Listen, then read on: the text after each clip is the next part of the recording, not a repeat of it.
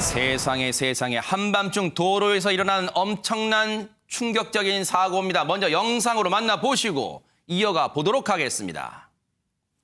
자, 한밤중 도로입니다. 4차로로 보이죠? 신호를 받고 있는데, 자, 신호를 받고 가는데 이 좌회전 신호에서 보세요. 점선 구간이니까 이 오토바이는 유턴을 하려는데 반대편에서 오던 소형 트럭에 그대로 부딪히고 맙니다. 아이고. 자, 보세요. 주변에 있던 분들이 하나둘씩 모여들기 시작하는데요. 지금 운전자분, 오토바이 운전자분 세상에 차량 밑으로 세상에 들어가고 말았습니다. 보기만 해도 아찔한 순간이었습니다. 안진용 기자님. 네, 지난 8일 오후 10시 25분경 이 경기도 소재의 한 도로에서 발생한 사건인데요. 경찰에 따르면은요, 이 오토바이 운전자 같은 경우는요, 좌회전 신호를 기다리고 있었습니다. 영상에서도 좌회전 신호가 켜진 걸 확인할 수 있는데요. 네. 그리고 딱 신호가 바뀐 후에 유턴을 시도를 합니다. 아하. 그때 맞은편에서 신호를 위반한 트럭이 달려와서 오토바이 운전자와 충돌을 한 사건이었습니다. 세상에 저 충돌 이 속도랄까요? 충돌 이 반발력이 얼마나 컸으면 박성배 변호사 이렇게 보세요. 아우 세상에 부딪힌 다음에 거의 그대로 날아간 상태에서 지금 이 블랙박스가 찍힌 차량 아래로 들어간 것 같습니다. 지금. 트럭과의 강한 충돌로 오토바이 운전자가 자신의 뒤에서 신호 대기 중이던 다른 차량 밑으로 들어가게 됐습니다. 아유 세상에. 오토바이는 그 특성상 사고 시에 운전자가 떨어지는 경우가 흔히 발생하는데 어우. 이 사건에서는 떨어진 것은 물론 다른 차량 밑으로 들어가게 된 상당히 급박한 상황이 연출됐습니다. 네. 이렇게 되면 운전자, 피해 운전자, 오토바이 운전자 입장에서 지금 위급한, 1분 1차가 위급한 상황이잖아요. 일단은 그 떨어지는 충격으로 의식을 잃었을 수도 있고 어디 골절이 왔을 수도 있거든요. 아우, 그런 세상에. 경우에 차 밑에 있으면 굉장히 위험한 상황에 처한 겁니다. 그러겠네요. 그러다 보니까 참 이건 정말 우리나라 국민들이 잘 하시더라고요. 왜요? 사고를 그 목격한 주변에 있던 시민들이 전부 다 오토바이 운전자 주변으로 몰려들었어요. 세상에. 그리고 차 밑에 사람이 들어가 있으니까 여러 사람이 한꺼번에 으쌰으쌰하면서 들어 올린 거예요. 세상에. 네, 그래서 오토바이 운전자를 차 밖으로 꺼내가지고 구조해서 바로 구조 직후에 병원으로 옮겨가지고 뭐 생명에 이상이 없다고 합니다. 저분들이 다 헐크고 저분들 다 어벤져스예요. 유인경 평론가님 정말로. 그러게요. 저렇게 따뜻한 마음을 가진 시민의식을 가진 시민의 도움으로 오토바이 운전자는 큰 부상을 입었음에도 불구하고 무사하게 병원에 이송돼서 지금 안정을 취하고 있다는데요.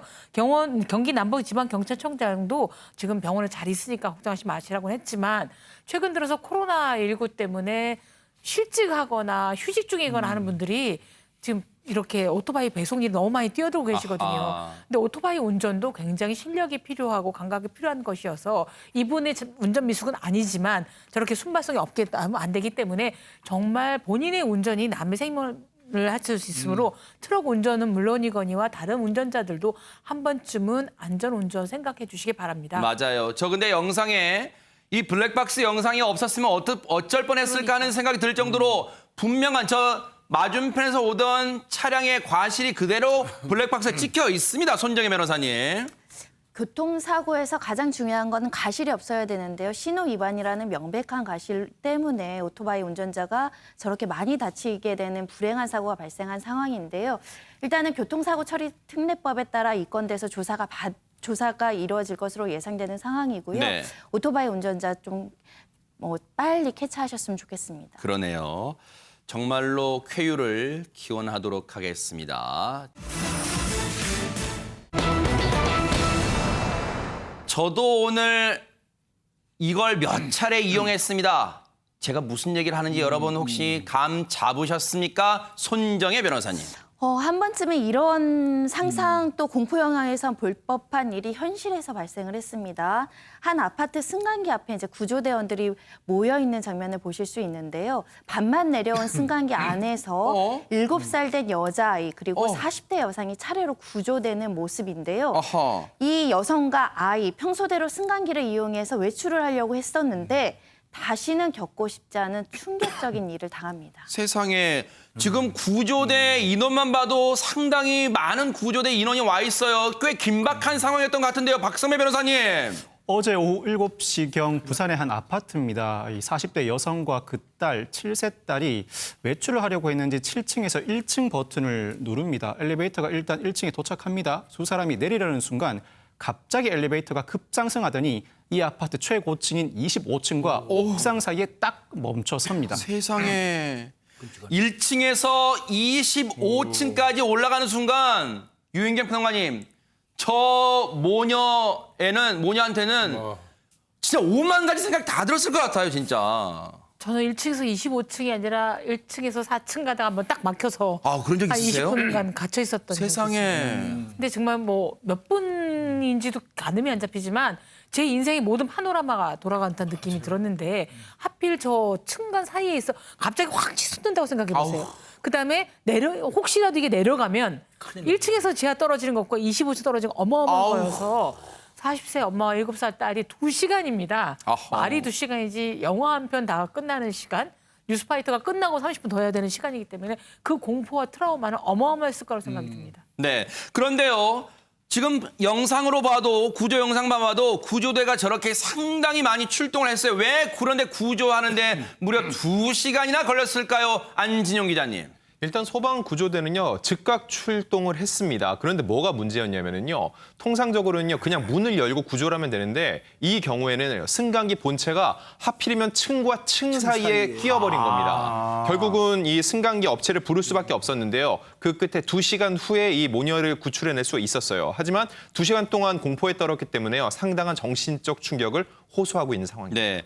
여러분, 승강기를 이용할 때 누구나 한 번쯤 그런 이 불길한 상상 같은 거 해보신 분들 간혹 있으실 거예요. 근데 그게 딱 현실로 일어난 거예요. 승강기가 1층에서 꼭대기까지 쉬지 않고 올라가는 일 흔한 일일까요? 전문가 얘기 들어보시고 이어가 보도록 하겠습니다. 아주 드문 경우인데 엘리베이터가 이 컴퓨터 컨트롤을 합니다. 어떤 원인에 의해서 상승 운전 명령이 주어져 버린 거지.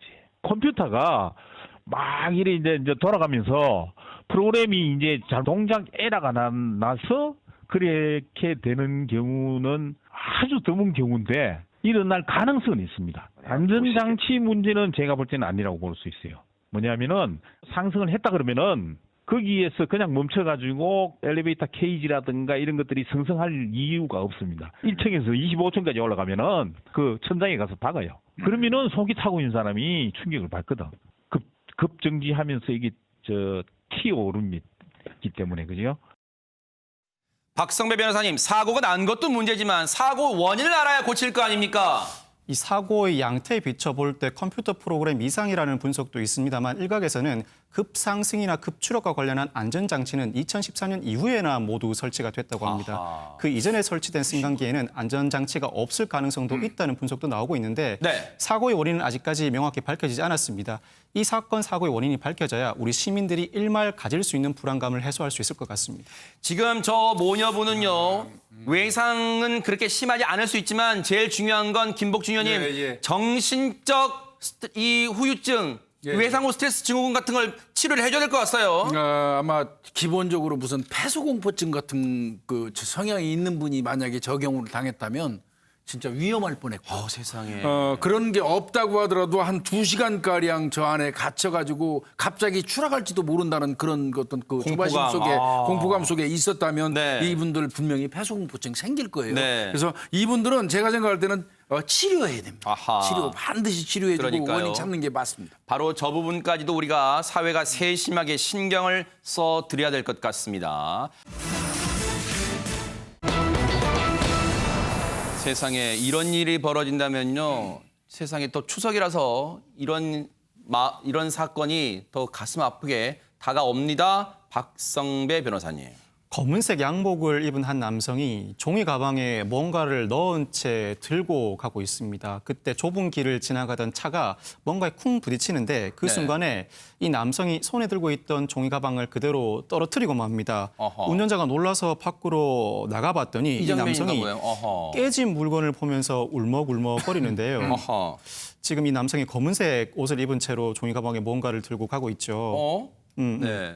그래서 사고 발생 이후에 어허. 저 종이 가방이 떨어지면서 뭔가가 깨져 있죠. 네. 이 모습을 보고 이 남성이 울먹울먹거리는데 이 남성 설명에 따르면 깨진 물건 다름 아니라 자신 아버지의 유골함이라는 겁니다. 아우 세상에 손정혜 변호사님, 저 남성분과 운전자분 모두 참 난감한 상황이 돼버렸습니다. 지난 6월에 부산시의 한 주택가 골목에서 일어났던 사건입니다.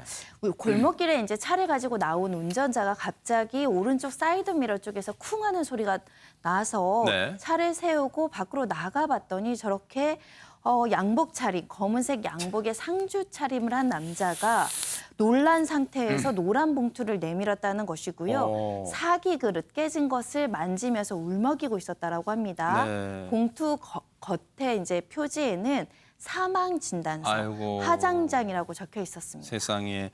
다른 것도 아니고요. 유인경 평론가님 아버지, 아우 세상에. 아버지 유골함이야.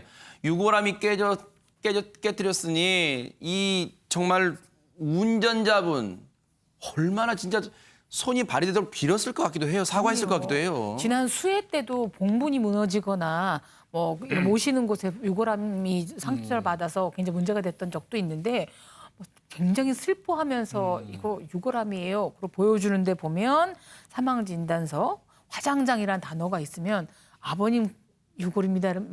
너무너무 죄송스러운 거죠. 딴 물건도 아니고요. 그래서 이분이 다른 건 괜찮은데 30만 원만 주시면 유골함 다시 한번 해보겠습니다. 라고 해서 그냥 30만 원을 줬다라는 겁니다. 사실은 저만 해도 이런 사건이 나면 갖고 있는 돈 탈탈 털어서 줄 수밖에 없는 상황이었을 겁니다. 네. 그런데 여기까지만 듣고 보면 아유 저 안타까운 사연에 아유 저 지금 고인의 넋을 기리는데 뭐 돈이 얼마가 되는 게 뭐가 중요하겠냐 하실 거예요. 그런데 이 사건을 전해드린 이유가 있습니다. 한번 들어보시고 이어가 보도록 하겠습니다. 피해 운전자들 중에서 자신이 뺑소니로 오해받을까 싶어서 저희 남부경찰서를 방문해서 혹시나 하고 신고한 것이 단서가 되었습니다. 아침 일찍 새벽에 범행 도구를 준비해 나가는데 그 범행 도구가 미리 깨어진 사기 그릇을 들고 그 가방 안에 사망 진단서를 들고 그렇게 부산 시내 또는 그 경남 양산 인근을 다니고 있습니다.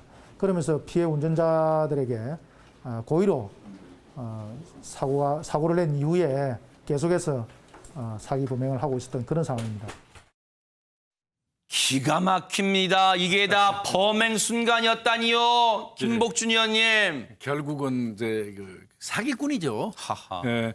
근데 이제 아마 저 사고를 냈다고 판단하시는 운전자분들 입장에서는 그 부모님의 유골이라고 그러면 전혀 의심하지 않거든요. 미안한 마음이 앞서겠죠. 그거를 이제 노린 거고 또 그 사람의 복장을 보면 뭐 상복을 입고 있잖아요. 아하. 그다음에 이제 그 행정봉투 겉면에는 사망진단서라고 딱 써놓고 아이고. 말이죠. 아이고, 그럼 써있네요, 진짜. 네. 누가 봐도 이거 내가 유골 들고 가는 분은 그 팔을 내가 차로 그 추돌해가지고 사고 냈구나 이렇게 생각할 거 아니에요. 네. 그래서 이제 돈을 받아먹는 수법인데 이게 걸린 건 정말 그나마 다행인 게요. 저 30만 원 정도 주고 합의를 보고 종료했던 이분이 가만히 생각하니까 사실 현장에서 합의하고 그냥 넘어갔다가 나중에 덤태기 쓰는 경우 있어요. 아, 왜요? 경찰에 신고할 필요가 뺑소니로? 있습니다. 예. 아. 그래서 뺑소니가 두려워가지고 이제 남부경찰서 찾아가서 담당 형사한테 이런 일이 있었다. 네. 이야기를 한 거예요. 근데 그 착하신 분이네, 형사가 이분은. 네. 형사가 그걸 딱 들어보니까 이거 얼마 전에도 이런 거 비슷한 게 있는데 이 유골함 파손 사건이 흔치 않은 사건이거든요. 허허. 그러니까 이상하다. 그래가지고 이제 그 다른 경찰서에도 혹시 접수됐는지 유사한 게 아하. 수법으로 본 거예요. 검색을 해봤더니 경찰에 그 망이 돼 있어요. 아, 그래요? 검색을 해봤더니 인근 경찰서까지 포함해갖고 이와 유사한 사건이 11건이 더 있었어요. 세상에. 네, 그렇다면 이 남성은 그 실질적인 그 이 범인이죠. 네. 뒤쫓기 시작한 겁니다. 아하. 지난해 5월부터 비슷한 사건이 무려 11건. 그런데 상습 사기꾼이었으면 알고 봤더니 근데 검거도 쉽지 않았다는 얘기가 들려왔습니다. 김복준 의원님. 예, 이 사람은 뭐 아까 제가 말씀드린 것처럼 상습적인 사기꾼이잖아요. 당연히 본인이 범행을 하는 장소에는 CCTV가 있는지 여부를 판단을 하죠. 확인한 다음에 범행하거든요. 네. 공교롭게도 이 사람이 범행한 곳 그 근처는 CCTV가 거의 없었어요. 거의 그래서 좀 난감한 입장이었는데 네. 11명 중에 한 분이셔요. 네. 이분이 우연히 길을 가다가 내가 그 돈 뺏겼던 그 사람, 아하. 그 사람이 지나가는 거를 봤어요. 이야. 그 장소를 경찰한테 알려주니까 네. 그 장소를 기점으로 해가지고 경찰관들이 CCTV를 역추적해 나간 아. 겁니다. 넓게. 네. 예, 그래가지고 이 사람을 검거를 했는데 네. 이 사람은 지난해 5월 달부터 이달 7일까지 사이에 11명한테 109만 원 정도를 뜯어낸 거. 네. 이른바 손목치기 수법으로요. 아하. 그런데요, 저 사람이 저런 사기극을 벌이기 위해서 나름 치밀하게 준비도 했답니다. 손정혜 변호사님. 일단 연습을 해야 되지 않겠습니까? 그리고 손목치기라고 하셨으면 손목으로 자동차에 정말 치워야 되는데 그래야 쿵 소리가 나잖아요. 아하. 내 손목은 또 보호하셔야 되잖아요. 그래서 이 사람이 실리콘으로 자체 제작한 저렇게 보호 장치를 옷 속에 끼고 이야. 실제로 쿵 부딪히는 연습을 하고 실제 실전에 가서 실리콘 통을 일부러 백미러에 툭 손목치기 수법으로 이렇게 이야. 연습까지 했다라고 합니다. 참 머리를 희한한 쪽으로 쓰는 사람 정말 많아요. 뉴스파이트를 진행하다 보면요. 그런데요. 피해를 당하신 분들은 그랬을 거예요. 앞서 김복준 의원님 말씀처럼 내가 누군가의 유골함을 깨뜨렸다는 그 네. 자책감, 그걸 악용한 것 같아요. 경찰 얘기 들어보시고 이어가 보도록 하겠습니다. 피해자들이 신고를 하지 않았던 이유는 일단 요구하는 금액이 30만 원 이하의 작은 금액입니다. 그리고 피해자들이 호주머니에 가지고 있는 현금이 없다라고 하면 심지어 집에까지 따라가서 현금을 받는 그런 수법도 있었습니다.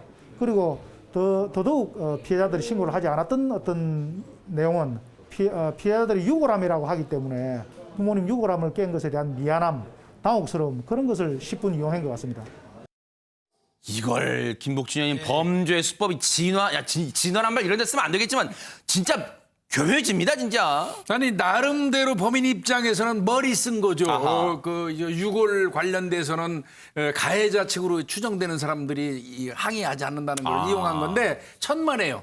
저런 수법은 흔치 않은 그 수법이기 때문에 저게 누적되면 경찰이 당연히 추적해요. 그러니까 대한민국 경찰이 어떤 경찰입니까? 네. 그런 어리석은 짓 하면 안 되고요. 네. 우리 시청자분들께서 꼭 아셔야 될 게 이런 사고가 났을 때 네. 현장에서 현금 주기를 요구하면서 그냥 주머니 있는 대로 주세요 하는 분들이 있다면 네. 그거는 의심해 볼 필요가 있습니다. 아하, 그러네. 정말 좋은 이 팁을 김복준 의원님이 알려주셨어요. 저런 피해는 반드시 막아야 될 것 같습니다. 참, 명절만 되면 이 늘어가는 부부싸움, 이게 연예인도 예외는 아닌 것 같습니다. 안진용 기자님. 실제로 명절 직후에는요, 이혼 상담이 늘어난다는 통계도 있는데요. 아하. 오죽하면 명절 증후군이라고 하죠. 네. 연예인 부부도 예외는 아닙니다. 이 개그우먼 팽현숙, 김지혜 씨가 네. 이렇게 남편들에게 명절날 서운했었던 일들을 털어놨는데요. 어허. 팽현숙 씨는요, 남편 최양락 씨가 명절만 되면은 밖에 나가서 그렇게 밤새도록 술을 마신다라고 아이고, 실상을 세상에. 폭로했고요. 물을 주세요라는 이 유행어로 유명한 박준영 씨 아내죠. 김지혜 네. 씨는 명절 때만 되면 위태하다면서 심상치 않은 사연이 있음을 토로했습니다. 그래요. 두 분 지금 이 멘트가 만만치 않아요. 손정혜 변호사님 대체 무슨 일이 있었던 걸까요, 명절에? 팽현숙 씨가 폭로를 했습니다. 아하. 내가 임신 만삭인데도 명절 때 꼭 나를 끌고 가더라. 그리고 그렇게 임산부 힘든 상황에서 시댁에 왔으면 좀 아유. 도와줘야 되는데 심지어는 펜션을 잡아서 밤새도록 술을 마셨다. 아이고. 시어머니랑 나랑만 요리하냐고 고생했다. 이렇게 이야기를 하는데요. 네. 명절에 집에서 웬만하면 쉬라고 할 수 있는데 이 사람은 꼭 나를 데리고 간다. 내가 남편 보고 결혼한 거지 시댁과 결혼한 건 아니잖나. 이렇게 말을 하셨습니다. 최근에 사위를 보신 김복준 의원님, 만약에 사위분이 이렇게 하면 네. 어떻게 혼꾸녕 내실 거죠? 어떻습니까? 이거는 최양락 씨 내가 보니까 천사를 아내로 맞이한 거네요. 아하. 근데 만약에 내 딸한테 우리 사위가 그랬다 그러면 이 친구 내가 데리고 와서 한 3박 4일 정도 계속 술 먹일 겁니다. 네. 어쨌든 근데 그것도 임신했을 때는요. 정말 조그마한 것도 잘못하면 서운하고 화를 돋우잖아요. 그런데 그래도 평생 간다는 말이 있잖아요, 손정혜 변호사님. 특히 이제 만삭이면 가만히 있어도 힘든데 전부 치고 요리하고 손님 대접하고 설거지하다 보면 서러운 마음 생기거든요. 그렇죠. 우리 집 가면 예쁜 딸 대접 받는데 맞아요. 하필 불편한 시댁에 와서 하필 또 임신 막달에 이렇게 고생하고 있으면 남편이 해야 될 역할은 옆에서 뭐 도와줄까, 뭐 먹을래, 맞아요. 뭐 팔아도 같이 뭐 씻어주고 다듬어주고 이렇게 하셔야 됩니다. 맞아요. 그런데 꼭 이럴 때 남편들이 하는 변명 레파토리가 있습니다. 박성배 변호사님. 그 변명 레파토리를 최양락 씨도 그대로 했다고 하는데 아유 명절에 시댁에 며느리가 안 가면 누가 가냐. 그러니까 자기보다는 며느리를 보고 싶어 한다는 취지죠. 그리고 당신이 빠지면 집안 분위기가 이상해진다. 그래서 그런지 팽현숙 씨만 집에 남겨두고 최양락 씨는 집을 떠나 있었던 것 같습니다. 아 근데 이 땅의 남자들은 왜 대부분 명절만 되면 그렇게 효자로 둔갑하는 겁니까? 유인경 평론가님. 간헐적 단식이 유행이어서 간헐적 효자들이 너무 많이 명절에 나타나는 것 같습니다. 그런데 이 며느리건 뭐 여성들이건 시어머니건 간에 명절만 스트레스를 받는 이유는 일이 많아서가 아닙니다. 우리만 일을 해야 되기 때문에 아하, 그렇습니다. 세상에. 지금 이 정부가 주장하는 게 공정정부인데 공정치 않습니다. 제발 이번 명절만은 가족 잘 만나지도 않겠지만 공정한 추석이 되길 바랍니다. 맞아요. 근데 팽현숙 씨 말고 김지혜 씨도 뭔가 명절 관련 에피소드를 털어놨다면서요, 안진용 기자님. 김지혜 씨의 에피소드는요. 그 어렵다는 결혼 후 첫 명절입니다. 아하. 아무래도 살림에 서툴기 때문에요. 이 밥량, 물량을 조절하는 데 쉽지가 않았나 봐요. 근데 네. 그 모습을 보고 시누이가 한마디 던집니다. 뭐라고요? 무슨 배식하니? 아이고 세상에. 배식이라는 건요. 양을 많이 만들어 사람들한테 나눠준다는 얘기인데 네. 양이 좀 많았나 봐요. 물론 아하. 농담이었는데 네. 아무래도 위축이 돼 있었던 김지혜 씨의 마음은요. 이게 농담으로 안 받아야 되겠죠. 아하. 근데 여기서 제가 볼 때는 박준영 씨가 제일 잘못했어요. 여기서 무조건 위로하고 괜찮다라고 했어야 되는데 딱 한 얘기가 무슨 농담도 못하냐 아하. 그런 식으로 반응을 하냐면서 면박을 준 거죠. 이 시누이의 농담도 받아들이기 힘든데 남편의 이 질타가 더욱더 김지혜 씨를 위축되게 만들었던 겁니다. 세상에 시댁이라는 건요. 문만 열고 들어가도 갑자기 온몸에 냉동고에 들어가자면 덜덜덜 떨 텐데 세상에 도와주지는 못할 망정 유인경 평론가님. 더구나 시누이분이 하시는 말씀은 농담이라 하더라도 뼈에 사무치거든요. 예를 들면 속담에 뭐 때리는 시어머니보다 말리는 시누이가 더 얄밉다 그랬지만 그렇죠. 이렇게 뼈 때린 농담하는 시누이보다 그걸 농담이라고 주장한 남편이 더 얄미워서 네. 지금도 김지혜 씨가 박준영 씨를 구박하고 있다고 알려져 있습니다. 그러니까 네. 진짜로 김지혜 씨 입장에서는 시누이보다 지금 남편 박준영 씨가 더 얄미운 것 같아요 지금. 그러니까 그 당시에 남편이 위로 한마디만 해줬으면 되는데 맞아요. 오히려 불난 집에 부채질을 했다. 지금 이 뭐라고 말하냐면 박준혁 씨는 안 좋은 기억이 있을 수도 있다. 안 좋은 기억이죠. 그 누나들이 농담했다라고 하는데 첫 명절이면 서로 안 친하잖아요. 얼마나 불편하고 어색해요. 그 와중에 농담을 해도 왠지 내가 질타 당한 것 같고 또 좀 못한다라고 이제 질타를 받아서 속상해 있는데 농담 가지고 너는 왜 그러니?라고 하면은 서운합니다. 맞아요. 정말 그러다 보니까요. 명절 끝나고 집에 돌아오면 그렇게 다툼, 더 나아가선 에헤이 이혼까지 생각하는 부부가 많다면서요. 박성배 변호사님. 명절 이후에 실제로 이혼 건수가 직전 달보다 약 10%가량 높아진다고들 세상에. 합니다. 명절 다툼이 시작되면서 그동안 쌓여있던 갈등이 폭발하게 되는데 명절 스트레스가 점화의 역할을 하는 것이죠. 예전보다는 많이 나아졌다고는 하지만 지금도 명절 스트레스에 시달리는 며느리들이 많은 것 같습니다. 저도 예전에 지구대 파출소에 근무할 때 명절 직후에 이혼 사건 외에도 가정폭력 신고가 그렇게 많이 들어왔던 기억이 납니다. 그 양태가 일부 달라졌다고는 하지만 여전히 그로 인해 부담을 느끼는 사람들은 많은 것 같습니다. 아니 근데 이번에는 이동 별로 안 하면 혹시 갈등, 혹시 좀 부부싸움 좀 줄어들까요 그러면? 아무래도 좀 줄어들 거라고 생각은 드는데 저는 우려되는 게 좀 있어요. 뭘까요? 이제 부모님한테 안 가도 된다고 하니까 여행 가시는 분들이 상당히 많이 그렇죠. 늘었어요. 이거 부모님들한테 지금이라도 여행 취소하거나 아니면 사정을 이야기해서 양해를 구하지 않고 슬쩍 갔다 왔다가 언젠가 밝혀져 가지고 굉장히 어려움에 처할 수 있는 가능성이 그러네요. 농후하거든요. 네. 이 부분 참고하시고요. 분명한 거는 이번 추석에 부모님한테 못 가는 건 세이브해 놓은 겁니다. 네. 특별히라도 다음번에 맞아요. 반드시 가야 됩니다. 정말로요. 그거 인식하고 계셨으면 좋겠어요. 그러니까요. 이번 추석은요. 앞서 우리 유인경 평론가님 정말 좋은 말씀하셨죠. 남편, 아내 역할 공정이 이루어지는 그런 명절을 기대를 해보도록 하겠습니다. 안녕하십니까. 방년 12세 국악트롯 요정 김다연입니다. 저희 아버지는 김공짜 곤짜 훈장님이십니다.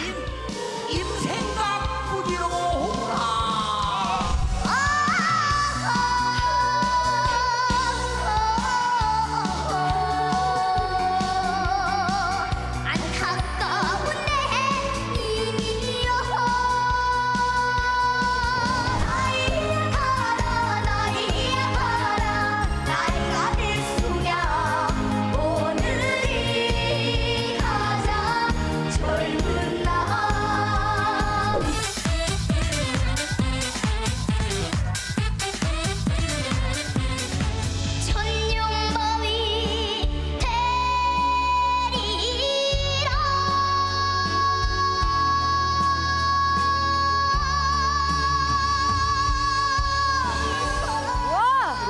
인간의 목소리가 얼마나 아름답다는 걸 정말 천상의 목소리가 아닌가 생각합니다. 무심히 데리고 간그 세월이 너무 어이가 엄마의 노래 까맣게 타버린 눈물의 그 세월들을 마지막으로 보이스트롯 최종 박세욱 씨입니다. 일단 이렇게 결승까지도 올라온 것도 너무 감사했는데 2등이어도 저는 엄청 만족합니다. 네, 바로 보이스트롯 준우승에 빛나는 김다연 양을 스튜디오에 모셨습니다. 반갑습니다. 안녕하십니까. 가까이서 보니까 제가 마음이 심쿵합니다. 너무 만나고 싶었어요. 감사합니다. 아니 근데 진짜 준우승하고 나니까 어때요? 지금 많은 변화가 좀 있을 것 같아요. 아니 이게 꿈인가 생신가? 꿈인가 생신가? 아니 그 식당이나 길거리 가시면 진짜 저를 많이 알아봐 주세요. 다현이다 뭐 그러고 막 사진도 찍어달라 하시고 네. 그러다 보니까 내가 보이스트롯 나가서 유명해졌나라고 생각도 많이 하고 있습니다. 네. 근데 사실 다현 양이 이렇게 또 겸손하게 얘기하는 거고 원래는 또 보이스트롯 나오기 전에도 상당히 유명했고 또 SNS상에서 팬이 많았던 걸로 알고 있는데 어쨌든 또 이렇게 또 겸손하게 또 말씀해 주시니 감사합니다. 그런데 이 보이스트롯에 준우승하고 나서 바쁜 시간 많이 보냈을 것 같아. 여기저기서 뭐 출연 섭외도 있었지만 그리고 친구들이 많이 부러워하지 않아요? 어때요? 아니 제가 아예 발표가 나고 제가 2등을 했잖아요. 네. 그러고 나서 그 다음날 애들이 연락이 온 거예요, 메시지로. 다현아 너무 축하해. 그러고 제가 원격 수업을 하거든요, 코로나 네. 때문에. 그럼 선생님도 막 축하한다고 하고 이제 연예인 다 됐구나 세상에. 라고 하셔가지고 진짜 감사한 것 같습니다. 무려 보이스트롯 무대가 6개월 대장정이었어요. 네. 좀 힘들지 않았어요? 체력적으로 어땠어요? 사실 6개월간 준비하다 보니까 선곡도 사실 힘들었고 그리고 연습을 하는 기간이 오랫동안이니까 체력이 안 받쳐줄 때도 있어가지고 병원 가서 막 링거도 어머니랑 같이 맞을 때가 있었거든요. 세상에. 그래가지고 그때만 생각하면은 좀 아찔했습니다. 그 1위 이제 박세욱 뭐 삼촌이라고 표현했을까요? 삼촌. 불과 4점 찼어요. 4점 차 났어요. 네. 속상하지 않았어요? 어땠어요? 제가 원래 처음에는 제가 1라운드 할 때는 내가 열심히 해서 좋은 성과가 있었으면 좋겠다라고 생각했는데 탑3 올라가고 나서 조몽근 삼촌이 3위를 하고 나서 네. 저랑 박세욱 삼촌이랑 둘이 남았을 때 제가 엄마의 노래하면서 울었잖아요. 네. 그래서 당연히 박세욱 삼촌이 하는 게 맞다라고 네. 생각했습니다. 아하, 세상에 이런 또 겸손을. 그런데 그 무대에서 저희가 이제 뉴스파이터 때 다현 양 무대 많이 소개해드린 거 혹시 알고 계세요? 네. 네. 바로 어제도 이 시간에 저희가 다현 양의 그 결승 무대 소개했는데 세상에 저희가 깜짝 놀랐던 영상이 있어요. 그 영상 먼저 만나보시고 이어가 보도록 하겠습니다. 무심히 데리고 간그 세월이 너무 미워요. 어머니 그동안 저 키워주시느라 정말 감사했고요. 꼭 효도하는 딸이 되겠습니다. 사랑합니다. 세상살이 힘들어 지치는 날이면 듣고 싶은 엄마의 노래 만나고 좋은 건 아니 딸내미 아들내미 키우시면 그냥 왜 이렇게 한 번도 안 울었었는데 울었어요? 아니 가사가 너무 마음을 와닿아가지고 어떤 생각이 나서 그랬어요? 어머니가 힘들게 저때 고생하시는데 그래요. 아이고. 아유, 세상에 저도 어제 이 영상 다시 보면서요. 저뿐만 아니라 이 출연자분들이 다 눈물이 글썽글썽했는데 저 때 왜 울었어요, 다현 양? 아니 중간에 멘트를 하고 나서 어머니 생각도 나고 아하. 그리고 어머니가 6개월 동안 하면서 계속 저 데려다 주시고 세상에. 데리러 오시고 그렇게 하셨거든요. 그리고 어머니도 아플 때도 있고 오실 아이고. 때도 있었는데 그게 갑자기 뒤섞여가지고 생각이 나다 보니까 너무 가슴이 아픈 거예요. 아유. 그래가지고 울컥해서 울었던 거예요. 세상에 이런 효녀였어요. 또 저는 노래만 트로트만 잘하고 국악만 잘하는 신동인 줄 알았더니 세상에 이렇게 효심도 깊네요. 제가 더 부끄러워지는데 지금 이제 보이스트롯 준우승하면서 달라진 변화 중에 뭐 길 가면 많은 사람들 알아보고 그러잖아요. 네. 혹시 불편한 점은 없어요? 어떤가요? 네, 사실 제가 저 팬분들이나 집에 오셔서 다현이 보고 싶어라고 해주시는 분들도 있으시고 그리고 선물도 갖다 주시는 분들도 있으신데 감사하기는 한데 제가 어리기도 하고 그게 조금 부담스러울 때도 있더라고요. 그래도 선물을 받거나 아니면 뭐 찾아와 주시는 분들이 있는 게 너무 행복하고 기분이 좋긴 합니다. 저는 그 다현 양 무대 중에도 또 기억나는 게 팀 미션 있었잖아요. 네. 트로트 샛별들 수아 양도 있었고 또 이 태연 양도 있었나요? 네. 네. 그렇게 태연 양도 있었고 또 방서 양도 있었고 저 때 저는 무대 보면서 그냥 저절로 아빠 미소가 나왔어요. 저 때 어땠어요? 팀 미션 뭐가 좀 어려운 점이 있었어요? 어려운 점은 없었고 재밌었던 적이 있는데 제가 팀 미션을 하면서 리더를 정했어요. 우리 같이. 근데 리더를 다 하고 싶은 거예요. 그래가지고 가위가위보 해서 짰는데 그러면은 결국엔 안 나눠진 거예요. 이겼어. 그래 다시 하자. 계속 이렇게 해가지고 네. 하루 바꿔서 하고 그런 다음에 마지막 날엔 같이 하기로 했거든요. 그때 정말 싸우기도 했고 재밌기도 했습니다. 저 노래 부를 때 이제 대기실에서는 이 많은 오빠 이모들 대기실 있었잖아요. 그때 네. 반응이 뭐였는 줄 아세요? 야 웃긴다. 자기들이 몇 살이라고 오늘이 가장 젊은 날이래 하고 막 웃었던 걸 저희가 봤는데 진짜로 많은 분들이 야 참 맹랑하다 하지만 귀엽다 이런 폭발적 반응이었던 것 같아요. 어땠습니까? 부를 때. 그때 부를 때 사실 곡을 상의해서 하느라 결정이 쉽지는 않았어요. 같이 어린이들이고 그러니까 그렇죠. 의견이 맞지 않을 때가 있잖아요. 그래서 힘들기도 했지만 그래도 결국엔 이렇게 멋진 무대를 완성할 수 있어서 정말 행복했고 다른 친구들이나 언니나 동생한테 고마웠습니다. 네. 많은 개인 미션 무대를 소화했는데 혹시 그중에서도 가장 기억에 남았던 무대, 가장 기억에 남았던 곡 있을까요? 어때요?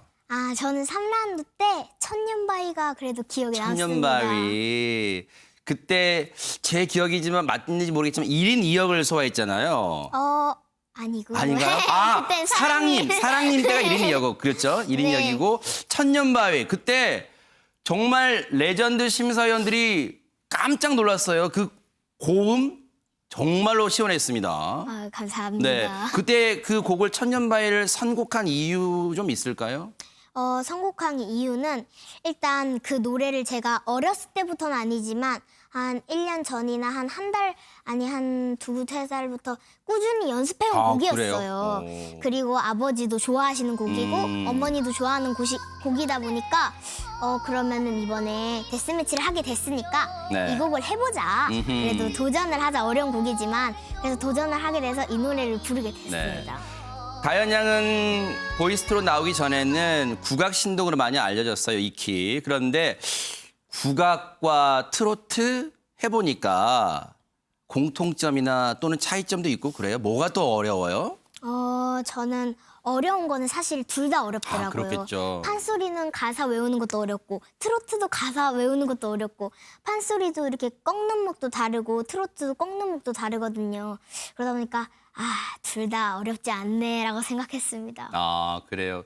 저는 이 무대 보면서 앞서 이제 어머니 생각하면서 눈물 많이 흘렸잖아요. 근데 사실 제 개인적으로는 준우승의 한 지분 한 2% 정도는 아버지 몫도 있지 않을까 생각하는데 어때요? 아버지 평소에 훈련 지도 하실 때 호랑이 선생님이에요? 어떤가요? 막 다른 분들이 막 호랑이 선생님이라고 무서워하시잖아요. 네. 아니에요. 되게 진짜예요? 귀여우시고 네. 그리고 아버지가 훈장님이시다 보니까 예의를 강조하세요. 아하. 그래서 어렸을 때부터 존댓말을 쓰고 어머니 아버지라 부르거든요. 그래서 아버지가 제가 클 수 있도록 영향을 많이 주셨습니다. 진짜로 이 김봉곤 훈장님 하면요. 우리 국민 좀 이렇게 연세가 있으신, 물론 저도 많이 알고 있습니다만 많이 사랑받았던 훈장님인데 이제는 우리가 그런 말로 농담으로 했어요. 이제는 김봉곤 훈장님의 딸 김다연 양이 아니라 김다연 양의 아버지 그냥 봉곤 씨? 이렇게 되지 않을까 이런 생각도 해봤습니다. 어떤가요? 네. 제가 그렇게 말했던 적이 있어요, 경연에서. 근데 그게 이루어지고 있는 것 같아서 아버지한테 죄송하기도 하지만 그래도 기분은 좋습니다. 네. 네. 근데 우리 다연 양 최근에 또 반가운 소식이 있어요. 또 이 새로운 이 자기의 노래를 냈다고 하는데. 네. 혹시 실례가 안 된다면 들어볼 수 있어요? 네, 26일 날 삼도봉에서 발표를 했는데 아하. 제가 파이팅이라는 곡을 잠깐 들려드리겠습니다. 네. 박수로 맞이하겠습니다. 네. 오빠들, 삼촌들, 예쁜 언니, 누나들 오늘도 기운내 파이팅. 세상살이 쉽지 않죠. 호락호락하지 않지만 힘을 내봐, 기운 내봐. 까짓거 해보는 거야. 감사합니다. 와, 시원합니다. 까짓건 왜 오는 거야. 아니, 근데 트로트 하면 국악과 다른 점 꺾기라는 거 있잖아요, 꺾기. 네. 그건 어떻게 연마했어요, 그러면? 사실 국악을 하면은 꺾기가 굵어요. 아하. 트로트보다는. 네. 그래서 국악의 그 꺾기를 사실 트로트에 접목시켜서 조금씩 하기도 하고, 그래서 트로트를 많이 공부는 하는데 제가 사실 국악을 하다 보니까 익숙해져가지고 그게 쉽지는 않더라고요. 아하, 네. 열심히 공부하고 있습니다. 네. 이 충북 영동군의 홍보대사이기도 해요. 네. 언니랑 같이. 그런데 지역에서도 겹경사 뭐 이런 생각도 할 거예요. 많이들 축하 전화 받으셨죠? 아버지께서 네. 막 전화가 오신다고 저한테 이러시는 거예요. 아유, 다연아, 너 때문에 전화를 몇 통이나 받니? 이러셔가지고 네. 아이고, 아버지 힘드시겠다라고 생각합니다. 네. 삼봉산에도 오르고 저희가 매번 방송했습니다만 강화도 만이산에서 올라가 또 전기도 받았어요. 근데 실제 네. 좀 그게 효과가 있었어요? 어떤가요? 제가 3라운드 천년바위를 부르기 위해서 네. 강화도 만이산에 갔는데 네, 거기서 노래도 연습하고 거기에 돌이 되게 많아요. 그리고 해가 지는 모습도 봤는데 진짜 천년바위하고 딱 가사에 맞는 거예요. 그래요? 그래가지고 그 가사를 머릿속에 담고 그 풍경을 담으면서 노래를 불렀더니 야. 좋은 성과가 그래서 있지 않았나 생각합니다. 세상에. 정말로 근데 저는 또 그런 생각을 해봐요. 그 기도 기고 물론 아버지의 열정 그리고 언니의 도움 그리고 주변 사람들 격려 다 어우러진 짬뽕이 만들어낸 결과 아닌가 그런 생각도 해보는데 뭔가 김다연 양의 뭔가 무기 강력한 내가 사람들한테 인기를 끄는 비결 혹시 그런 거 있어요? 혼자 생각해봤어요? 어떤가요? 저는 사실 비결이란 걸 생각을 안 해보고 아하. 저는 그냥 노래를 부르는데 사람들이 이뻐해 주시더라고요. 그래서 내가 무슨 매력이 있나 생각해 봤는데 고음을 잘 내고 그리고 조금 귀여움이 있지 않나. 맞아요, 맞습니다. 해봅니다. 맞습니다. 그런 것 같아요. 근데 주변에서 저한테 그러더라고요. 이제 보이스트롯 끝나면 무슨 재미로 금요일을 보내. 아이고. 뭔가 이 보이스트롯 끝난 뒤에 뭐 그냥 이렇게 끝나는 건가요? 어떤가요?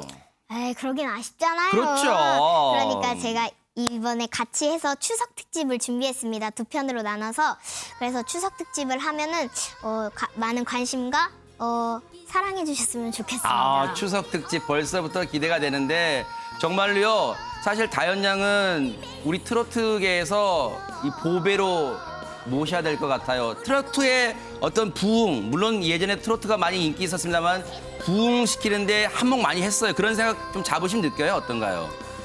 그래도 아직 어린데 그런 생각은 사실 하진 못했지만 세상에. 그렇게 도움이 조금 됐다고 하시면은 저는 영광인 것 같습니다. 아하. 다현 양을 옆에서 보는 이 짧은 시간인데 제가 이 삼촌 찐팬이 됐어요. 감사합니다. 왜냐면 처음부터 끝까지 능력도 능력, 실력도 실력이지만 겸손함이 머리부터 발끝까지 느껴진다 이런 생각도 아이고, 듭니다. 감사합니다. 정말로 우리 다현 양 앞에 정말로 그 신곡처럼 앞으로 꽃길만 가득하길 또 기원해 보겠습니다. 뉴스파이터 이 팬분들한테 추석 인사 간단하게 좀 해주시죠. 추석 잘 보내시고 그리고 행복한 날 가득하시면 좋겠습니다. 앞으로 뉴스파이터 많이 사랑해 주시면 좋겠습니다. 감사합니다. 고맙습니다. 감사합니다.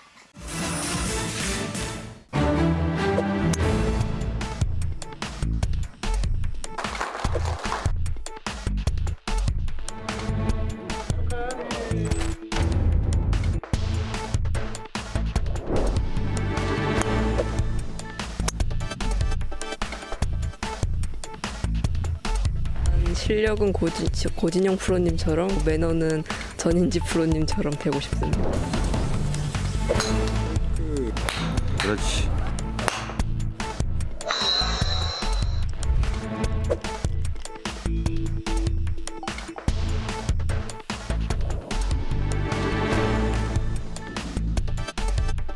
네, 지금 골프계가요. 이 이름 석자 때문에 난리가 났습니다. 바로 골프계 신동이라 불리는 이효송 양 그리고 든든한 응원군이신 효송 양의 든든한 응원군 할아버님 이승배 할아버님도 함께 모셨습니다. 어서 오십시오. 이번에 엄청난 결과를 또 나왔어요.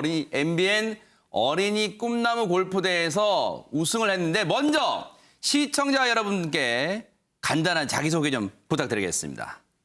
안녕하세요. 저는 이번 MBN 대회에서 4년 연속 우승을 하게 된 창원무학초등학교 6학년 이효송입니다. 네, 반갑습니다. 네, 꿈나무 골프대회 그것도 3연속, 3번 대회 연속 우승을 했습니다. 그래도 할아버님 오셨으니까 할아버님도 좀 소개를 해주시죠. 안녕하십니까. 저 이효성 선수 할아버지 되는 이승배입니다. 네, 지금 장안에 화제가 됐고 난리가 났다고 말씀드렸는데요. 지금 효송 양이 쳤다 하면 우승입니다. 지금 세 번 연속 우승했다는 거잖아요. 네. 어떻게 그러면 골프 신동이라고 해도 과언이 아닐 텐데 혹시 신동이란 말이 좀 부담이 되어 어떤가요? 처음엔 좀 부담이 됐었는데 네. 그래도 계속 듣다 보니까 그렇게 부담이 되진 않는 것 같아요. 아하. 골프는 지금 6학년이에요. 지금 초등학교 6학년인데 몇 살 때 어떻게 시작하게 됐어요? 한 2학년 중순인가 말쯤에 네. 할아버지를 따라서 이제 골프장에 가게 됐는데 네. 그 뒤에 있는 그 연습용 채가 너무 재밌어 보이는 거예요. 아하. 네, 그래가지고 그걸 가지고 쳤는데 네. 너무 공이 가는 게 신기했어요. 그래가지고 그날 공을 한 200개 정도 쳤는데 이제 그래서 할아버지 보고 저 골프 시켜주세요 하고 말을 해서 이렇게 골프를 하게 된 것 같아요. 아니 첫날 가서 골프공을 200개를 친다고요? 네. 진짜 타고난 천재인 것 같은데. 아니 근데 골프는 어떤 게 묘미일까요? 우리 보통 뭐 낚시도 그렇습니다만 손맛을 느낀다 그러잖아요. 골프도 어떤 그런 손맛이 있어요? 어떻습니까? 그러니까 저는 딱 처음 쳤을 때 너무 잘 맞는 게 신기한 거예요. 소리, 그 경쾌한 리듬. 네. 잘 맞았어요? 어땠습니까? 얼마 가진 않았는데 그래도 잘 맞추긴 했던 것 같아요. 네. 이거는 팩트 체크를 좀 해봐야 되는데 이승배 할아버님 진짜 손녀가 그때 쳤을 때 우리 손녀가 좀 자질이 있구나 좀 느끼셨어요? 어떻습니까? 근데 저는 제가 갑작스레 뒤에 앉아있던 애가 없어져가지고 네. 찾다 보니까는 제가 채를 들고 그 공을 치고 있더라고요. 그래서 저는 그게 멀리 가고 안 가고 그런 거는 잘 맞고 그런 거는 저희들은 몰랐습니다. 모르고 제가 하는 말이 집에 가자 이렇게 하니까는 그냥 따라오고 며칠 있다 또 가니까 또 따라와요. 그때 제가 이제 늦게서 봤지요. 늦게 보니까 얘가 치고 있더라고요. 그래서 그래서 조금 치는 것 같아요. 그래서 야 그러면 네 한번 치봐라. 그러면 할아버지가 한번 시켜줘 볼게. 어허. 그 요래 이제 시작이 됐거든요. 어허. 예. 아니 그러면 그 전에는 효성양이 진짜 골프채를 한 번도 잡아본 적이 없다는 얘기인가요? 그렇지, 전혀 없었습니다, 전혀. 아 이건 진짜 신동이다 생각도 드는데 트로트계 신동 정동원 군이 있다면요, 골프계 신동은 이효성양이다 이런 생각도 드는데, 그러면 할아버지께서 혹시 코치를 좀 평소에 조언을 좀 해주시나요? 어떻습니까, 골프에 대해서? 저희 할아버지가 그래도 네 프로는 아니신데 그래도 아하. 좀 하는 거 보시면은 네 눈은 높은 것 같습니다. 보통 이제 할아버지 하면 우리가 떠올리는 게 호랑이 선생님 그런 이미지잖아요. 왜 그거밖에 못해? 뭐 자세 보고 똑바로 해봐 뭐 할 텐데, 인지하신 편이세요? 어땠습니까? 좀 저희 할아버지가 되게 기준이 높으세요. 네, 그래가지고 제가 좀 공이 안 맞고 할 때는 속상한데 그때 뭐라 하시면 좀 속상하긴 하죠. 근데 세상에 눈물 뚝뚝 흘린 적도 있어요? 없지 않아 있기는 한데 없지 그런데도 네, 연세 있으신데 따라가 주시니까 너무 감사해요. 세상에. 그런데 저희가 사전에 좀 들어본 얘기로는 골프를 배운 지요 3개월 만에 대회에 나갔다는 거예요. 아니 근데 어떻게 이럴 수 있어요? 속성으로 배운 것도 아닐 텐데 진짜 좀 골프 DNA가 좀 있다는 생각이 드세요? 어떤가요, 본인은? 그것보다는 저는 처음에는 되게 열심히 했었던 것 같아요. 아하. 어떻게 보면 제일 정석인 대답이나 열심히 한 사람을 따라올 자가 없는데, 그런데 그 대회에 나간 것도 그렇지만요. 지금 몇 개 대회나 지금 우승한 거죠? 나간 이후에? 이제 재작년부터 올해까지 31개 대회 정도를 다 우승을 했던 것 같아요. 31개 대회를 다 그냥 나간 게 아니라 우승을 했다고요? 네. 레알입니까? 네. 진짜 이거는 골프 신동, 천재 뭐 이런 평 갖고는 부족한데, 아니 그러면 하루에 몇 시간 정도 이렇게 연습을 하는 거예요? 저는 한 5에서 6시간 정도 꾸준하게 연습을 하고 있어요. 일반 다른 혹시 또래 이 선수들과 비교해 보면 그 연습 시간은 많은 거예요, 부족한 거예요, 평균이에요? 평균일 수도 있고 좀 제가 작게 하는 편일 수도 있는데, 그래도 저는 짧은 시간 안에 되게 집중을 많이 해서 치다 보니까 네, 조금 많이 한다고 볼 수 있을 것 같아요. 보통 우리가 운동을 열심히 하는 사람은 한쪽을 또 소홀히 하기가 십상이잖아요. 혹시 학교 공부는 좀 소홀히 하거나 그런 건 없어요? 어떻습니까? 원래 할아버지가 골프 처음 시작할 때 이제 네. 반에서 공부를 1, 2등 안에 안 들면은 시켜주지 않겠다. 조건을 내세우신 거예요? 네. 아니 그런데요. 네. 네, 그렇게 해가지고 이제 작년까지는 그래도 그 정도를 했었는데 네. 올해는 좀 시합도 많아지고 연습량도 많아지다 보니까 좀 어허. 힘든 것 같아요. 그래서 계속 1등 하다가 지금 반에서 2등 하는 거예요? 그거는 아직 잘 모르겠어요. 네, 제가 좀 짓궂게 질문했습니다. 근데 제일 핵심인 효성양의 장기인 이 골프 실력을 시청자분께 한번 보여드리고 싶은데 앞으로 한번 가보실까요? 네.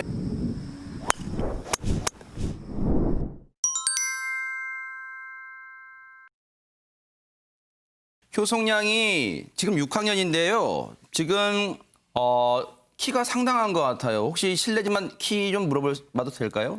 제가 지금 학교 같은 데서는 큰 편인데 네. 실제로 되게 친구들이랑 다 키를 재면은 큰 편은 아니에요. 다른 선수들과 비교하면 161 정도. 오, 상당하네요.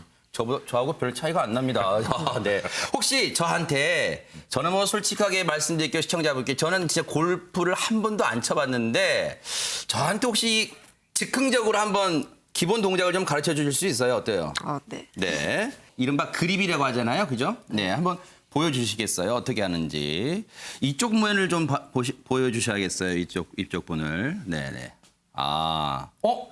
손가락 이렇게 넣는군요. 그쵸? 이렇게. 네, 이걸 넣지 않으면은 이게 헤드가 흔들릴 수 있어요. 네.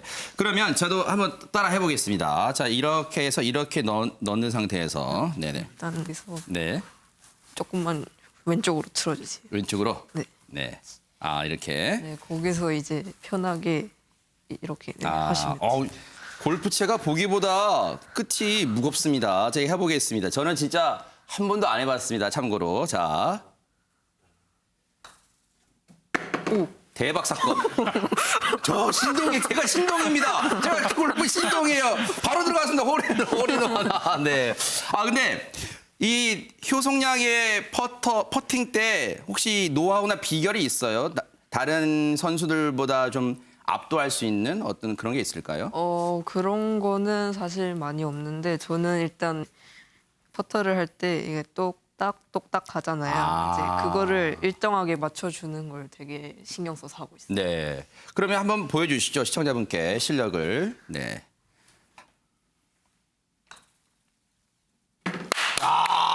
역시. 31개 대회 우승이 그냥 이루어진 게 아닌 것 같습니다. 자, 그리고 지금 이제 많은 분들이 골프 치신 분들이 제가 들어보니까 이 드라이버라고 하나요? 그 스윙을 많이 궁금해 하시더라고요. 혹시 스윙 자세 좀 한번 보여주실 수 있어요? 네네. 골프를 좀 아시는 분들은 아실 텐데 일단 자꾸 저는 드라이브를 칠 때 대부분 사람들은 다 이걸 붙인다고 생각을 하세요. 근데 이걸 붙이면 사실 빠져나갈 공간이 없어서 거리가 안 나요. 붙인다는 게 이쪽 왼쪽 팔을 붙인다는 걸 말하는 건가요? 이제 일반 사람들은 다 원래 이거를 이렇게 붙이시더라고요. 네네. 네, 이렇게 연습을 하시는데 저는 테이크백을 할 때, 그러니까 이렇게 하는 동작을 할 때 네. 이걸 떼요. 네. 자, 백문이 불여일견입니다. 한번 보여주십시오. 네. 자. 네, 이게 이제 일반인들이 하는 스윙이고요. 네. 제가 하는 스윙은 이렇게 빼요. 네. 빼서 이게 공간이 최대한 없게 만들고 올라가면 네. 또 여기서 이거를 이렇게 틀어야 된다고 하시는 분들이 많으세요. 네. 그래가지고 저는 여기서 어깨가 최대한 꼬일 수 있도록 이렇게 쭉 빼는 그런 스타일이거든요. 네. 근데 이제 여기서 이제 팔로만 치시면 많이 나가실 거예요. 자, 그러면요. 이 이효송 양이 이 대회에서 집중력을 발휘하는 데 도움이 됐다는 그 연습, 그걸 저희가 한번 보여드릴 텐데요. 저희가 일단 미리 준비를 해봤습니다. 효송 양한테 직접 어떤 훈련인지 좀 설명을 좀 부탁드릴게요. 일단 저 사이의 공간이 거의 홀컵이랑 비슷하다고 보시면 돼요. 네. 그러니까 이 사이로 넣는 이 공간 말씀이시죠? 네, 이 거리. 여기, 네. 이 거리 안에 넣는 연습은 그냥 홀컵에 넣는 연습이랑 비슷하다고 보시면 돼요. 네. 쉽지 않을 것 같은데요. 한번 확인해 보겠습니다.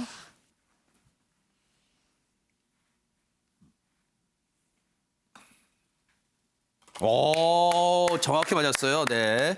뭐 실력 검증 하나만 한데 저희가 괜히 또 짓궂게 또 실력 검증한 건 아닌가 싶어요. 자, 지금까지 골프 신동, 골프 천재, 지금 골프계를 뒤흔들어 놓은 이효송 양과 함께 해봤는데요.